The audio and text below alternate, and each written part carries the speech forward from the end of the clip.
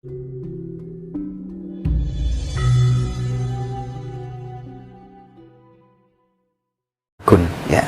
pemahaman Tuhan yang partikel 9 dan memiliki E9 tadi. Terus kemudian sekarang berbagai macam agama memberikan pelajaran kepada umat-umatnya bahwa Tuhan tidak suka dengan binatang ini dan seterusnya gitu. Tuhan tidak suka dengan perbuatan seperti ini. Itu bagaimana jenengan melogikakannya seperti apa? Kalau saya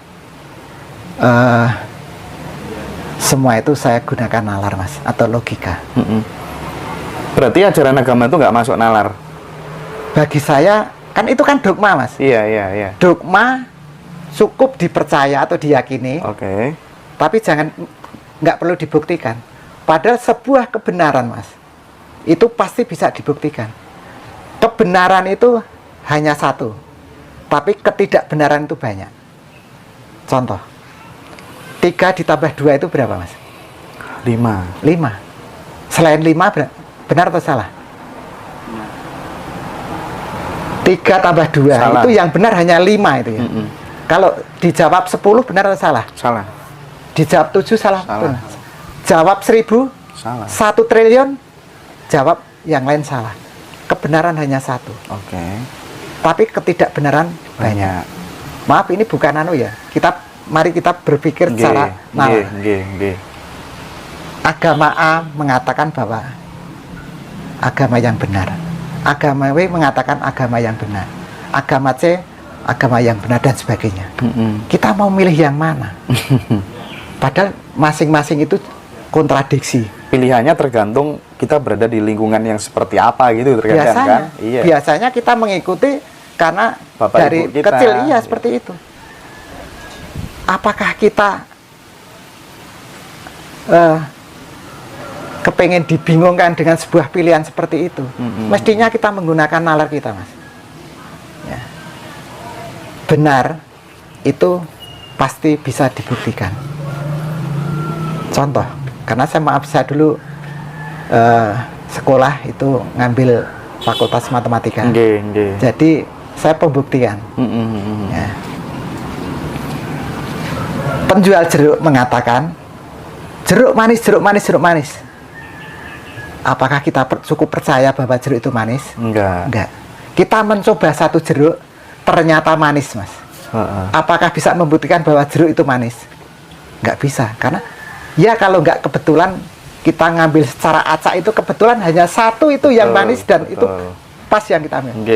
Bahkan setengah keranjang jeruk itu sudah kita buktikan manis, itu belum bisa membuktikan bahwa jeruk ini manis.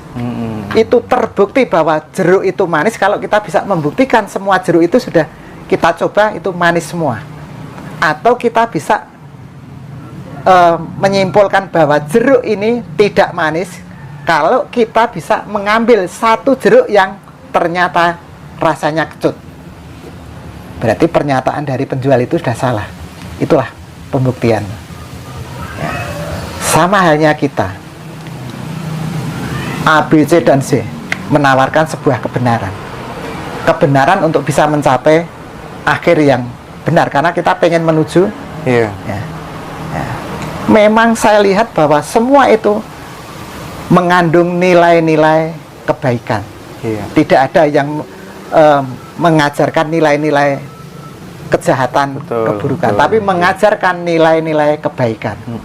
Tetapi kita ingin menuju ke suatu tempat di surga sana. Apakah kita hanya memilih yang baik? Mestinya kita memilih jalan yang benar. Panjenengan dari Tuban untuk menuju ke Cangkringan ini, kalau panjenengan hanya berdasarkan nilai kebaikan, milih jalan yang baik, mesti nggak sampai di sini, Mas. Karena saya lihat ini tadi saya dari Gunung Kidul sini, ini kok ada jalan sing apik, jalan sing aspal mulus lebar, kok ini malah belok jalan yang kecil. Tetapi jalan kecil ini jalan yang benar. yang benar bisa menuntun ke tujuan. Ya. Makanya inilah kita mencari jalan yang mengajarkan nilai-nilai kebenaran. Seperti tadi saya katakan bahwa tadinya tidak ada, menjadi ada, mestinya proses alam itu akan cokro manggilingan, akan berputar gitu ya. Setelah ada, mestinya proses untuk menuju ke ketiadaan. Ya. Tuhan itu atau partikel 9 itu adalah energi yang sangat besar sekali. Ya terbatas, tapi banyak sekali. Dan tidak masuk akal kalau kemudian dia melarang makhluk yang misalnya kita manusia dilarang makan binatang ini. Logika saya tidak bisa menerima. Pertanyaan saya selanjutnya adalah ketika itu menjadi sebuah dogma dan doktrin, ya. Motivasinya, ya, orientasinya bagi si pembuat dogma dan doktrin itu menurut Pak Gun apa? Semua pasti ada kepentingan. Bisa nggak diperjelas? Ya, bisa kita lihat dengan munculnya A, B, C, dan C, sumber ajaran itu dia akan mendapatkan devisa yang tidak sedikit. Artinya untuk bisnis? Ya, untuk kepentingan. Termasuk bisnis? Bisa politik seperti dan lain itu. sebagainya. Ya. Betul. Oke. Berkaitan dengan devisa itu maksudnya menganggap ini tempat yang sangat suci mulia, orang dunia harus berkunjung ke sini, termasuk itu? Bisa juga. Loh, kalau saya Mas, saya nanti juga punya kepentingan seperti itu. Iya. Apa salahnya saya juga menawarkan ilmu Jawa Kasampurna? Dan sudah banyak orang-orang luar itu yang datang ke saya, Mas. Dulu ada 4 orang dari Polandia, iya. Ada dari Jerman, dari Inggris. Dia pengen belajar ilmu Jawa Kasampurna. Makanya ini dengan kami diundang ngaji Roso itu saya juga sangat berterima kasih karena nanti Jawa Kasampurna mungkin bisa disebarluaskan. Dan semakin banyak orang yang akan tahu tentang ilmu Jawa Kasampurna. Oke, saya kembali tentang pertanyaan saya tentang definisi surga menurut ilmu Jawa Kasampurnaan tadi Pak Gun. Mungkin bisa diperjelas Pak Gun. Berarti enggak yang seperti digambarkan kayak bidadari, enggak ya? Itu gimana Pak Gun? Jadi gini ya Mas. Jadi proses terlahirnya manusia, munculnya manusia, partikel 9 melakukan gerak pijar. Oke. Percikan yang besar terlempar ke wilayah 8. Percikan yang kecil terlempar ke wilayah 7. Percikan yang besar di wilayah 8. Ya. E8. Wilayah. Dia kan jadi partikel 8. Oke. Baik. Percikan yang kecil terlempar ke wilayah 7. Dia adalah partikel 7. Nah, partikel 7 atau 8 dia turun ke wilayah 6, dia akan membentuk bungkus namanya sukma atau jiwa ya. Kemudian di wilayah 5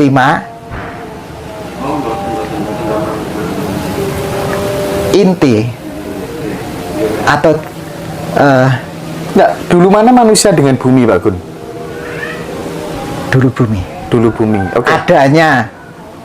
Adanya partikel 9, dia memiliki daya mengadakan. Dia tidak pengen menciptakan, tapi mengadakan. Ya, dengan adanya ini sehingga ada alam semesta, termasuk planet dan sebagainya. Awalnya kan apa tuh namanya partikel 9 tadi. Ya, terus kemudian dengan adanya partikel 9 gerak pijar kan. Ya. Terus kemudian yang percikan besar masuk ke wilayah 8, yang kecil wilayah 7. Ya. Terus sampai kemudian terjadinya ada berbagai macam universe, multiverse, ada planet, ada bumi itu gimana jelasinnya? Kan dengan adanya partikel 9 sehingga ada. Itu kan artinya dengan adanya partikel 9 langsung ada jagat semesta ini kemudian ada seisinya. Partikel 9 sama jagat semesta ini bersamaan atau duluan partikel 9? Jelas partikel 9. Partikel 9. Lebih dulu yang mengadakan daripada yang diadakan. Tetapi itu bukan atas keinginan partikel 9. Ya. Adanya matahari, maka ada panas. Matahari tidak menginginkan, tak kasih panas itu petani atau orang yang mau menjemur. Tetapi dengan adanya matahari, maka ada panas. Sampai ke bumi. Dengan adanya partikel 9, maka ada jagat semesta ini dan seisinya. Proses manusia itu tidak dengan serta-merta, karena melalui proses gerak pijar partikel 9 ini akan terjadi percikan energi Tuhan itu. Yang besar percikan yang besar ke wilayah 8, yang kecil ke wilayah 9. Lah proses percikan ini menjadi manusia itu kan juga melalui proses. Pletik eng Tuhan ini tadi yang ada di wilayah 8 dan 7, dia menyatu, turun ke wilayah 6. Dia membentuk bungkus. Namanya sukma atau jiwa. Ini sukma jiwa itu sukma jiwanya siapa? Lah itu nanti di sana banyak, Mas. Lah ini bisa dikatakan adalah surga ini adalah wilayah papane poro suci atau papane tempat atau istananya roh suci. Ya, karena jiwa, sukma, roh suci, roh kudus, atma itu ada di wilayah 6. Itu ada di wilayah, itu adalah surga. Wilayah 6. Ya. Nah, itulah mungkin yang dikehendaki manusia setelah mati nanti bisa mencapai surga itu di wilayah 6 itu. Nah, kemudian jiwa ini tadi atau sukma itu dia punya daya nganake. Jadi mengadakan di wilayah 5, dia turun di wilayah 5, dia bikin sedulur putih. Wilayah 4 gawe sedulur kuning, wilayah 3 sedulur abang, wilayah 2 sedulur ireng, kemudian nanti wilayah 1 itu bikin raga ini. Berarti yang punya sedulur papat itu tidak hanya manusia, binatang juga punya, Pak Gun? Enggak cuma punya? Manusia. Ya.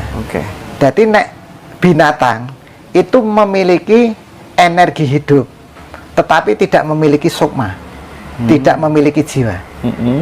Ya. Yang memiliki sukma atau jiwa itu hanyalah manusia. Ya. Nah, kalau Pak Gun menggambarkan gitu, menggambarkan sampai kemudian terbentuk manusia yang pertama kali hidup di bumi itu bagaimana?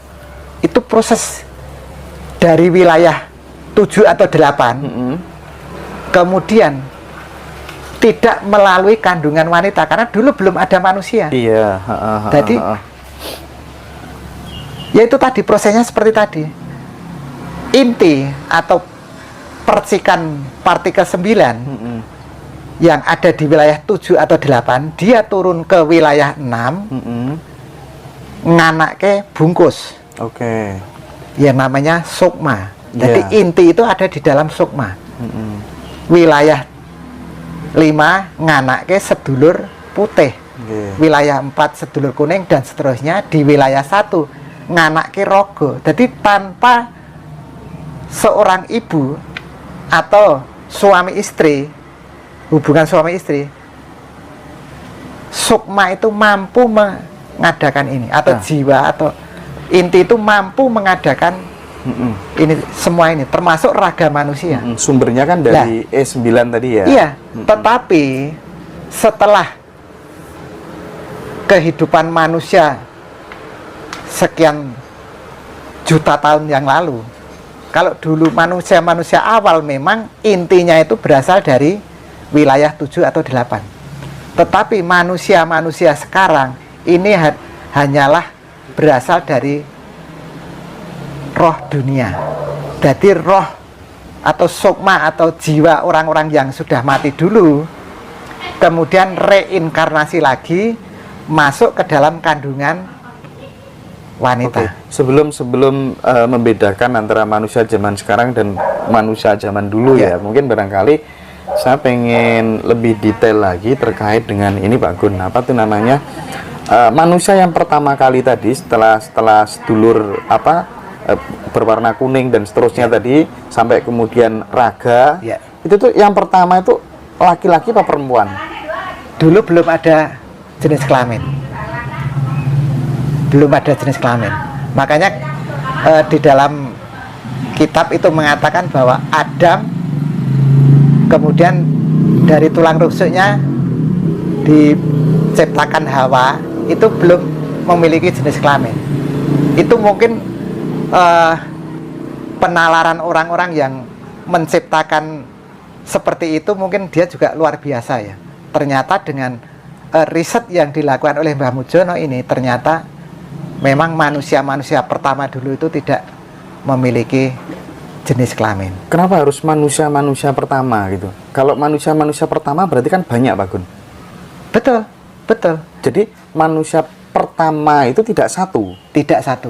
Tetapi karena agama itu kepingin membuat cerita, itu mungkin didefinisikan bahwa manusia pertama itu Adam, kemudian yang kedua itu Hawa.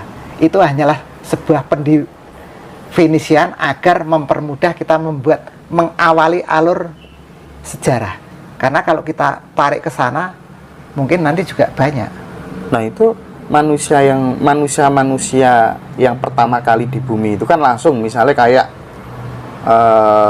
kalau prediksinya Pak Gun sendiri gitu, dia jatuh dari atas atau meletek dari tanah atau bagaimana kira-kira? Ada, tiba-tiba ada. Iya, karena itu kan inti itu kan dari wilayah 7-8 makro sana. Kemudian dia hadir di wilayah satu, karena bumi itu kan wilayah satu ya. Yang ditempati oleh manusia, tumbuh-tumbuhan, hewan ini adalah wilayah satu. Dia dari wilayah 7 makro hadir di wilayah satu. Itu kan nggak mungkin jatuh dari mana. Dia ya mestinya tiba-tiba datang. Tiba-tiba ada itu kan harusnya ada proses Pak Gun yang bisa dijelaskan secara sains gitu, bisa nggak? Betul. Prosesnya ya tadi. Enggak, ketika kemudian ini misalnya bumi gitu. Manusianya tiba-tiba ada itu bagaimana? Langsung tiba-tiba muncul mungkin atau gimana? Saya sedikit referensi. Jadi cerita atau sejarah Raden Guntur atau Gajah Angon-Angon itu adalah putra Brawijaya kelima, yaitu Raja Majapahit. Yang kerajaannya itu ada di wilayah Mojokerto itu ya.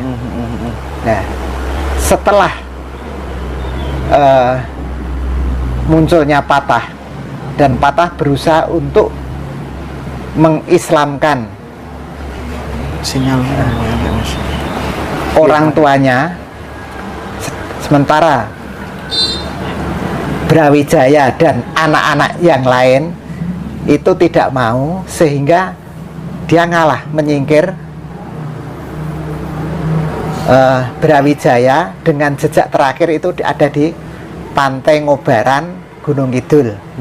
Dan putra-putra mahkotanya itu juga 14 atau 13 itu juga di Gunung Kidul. Nah, putra mahkota Brawijaya yang namanya Raden Guntur atau Gajah Angon-Angon itu jejak terakhirnya itu ada di Kecamatan Ponjong. Ponjong itu yang Joglo itu ya. Nah, petilasannya itu namanya Rogolelo. Jadi tempatnya itu namanya, wilayah di situ tuh dinamakan Rogolelo. Dari Majapahit, Gajah Angon-Angon itu hanya berbekal ilmu kesaktian. Kemudian hadir seorang Dewa Ngejowantah yang hadir di hutan jati sebelah utara Dusun Wirik. Dusun Wirik itu wilayah desanya Umburjo, Kecamatan Ponjong, Kabupaten Gunung Kidul. Dia namanya Rogonoto. Ya. Raden Guntur ini dibimbing oleh Rogonoto ini. Dia seorang Dewa Ngejawantah. Ya hadir ya, tiba-tiba ya hadir di bumi. Nah, dibimbing akhirnya Raden Guntur atau Gajah Angun-Angun yang dia notabene adalah putra mahkota Brawijaya kelima itu mampu mencapai moksa. Nah inilah di mana-mana, tidak hanya di satu tempat. Dewa Ngejawantah itu adalah inti yang berasal dari wilayah 7 atau wilayah 8. Dia hadir dalam wujud manusia. Prosesnya ya seperti tadi yang saya ceritakan tadi. Gitu. Berarti itu manusia apa dewa yang pertama kali itu kira-kira? Ya wujud manusia. Wujud manusia. Iya. Karena Kira-kira dia memiliki fisik.